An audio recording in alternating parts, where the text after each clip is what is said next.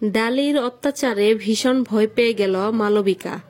আজকের এই ধারাবাহিক নাটকে দেখতে পাওয়া যায় লালন আর ডালি মিলে ঋতুজা, মালবিকা ও আরজুকে শাস্তি দিবার জন্য চেয়ারে বসিয়ে রেখে আর চতুর্দিকে কেরোসিন তেল ঢেলে দেয়। এসব দেখে খুব ভয় পেয়ে যায় মালবিকা ও ঋতুজা। ডালি সমস্ত সত্যি কথা স্বীকার করতে বললে মালবিকা কিছুতেই বলতে চায় না, চুপ করে বসে থাকে। তা দেখে ডালি অনেক রেগে যায় আর লালনকে বলে, আগুনটা তুমি ধরিয়ে দাও, তারপরে দেখি ওরা কেমন করে মিথ্যা কথা বলে।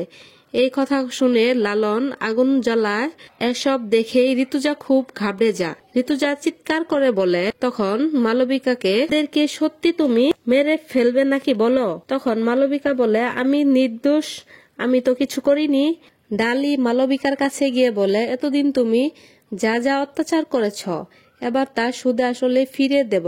আরো ভয় পেয়ে যায় মালবিকা। তো বন্ধুরা, এই ছিল আগামী পর্বের আপডেট।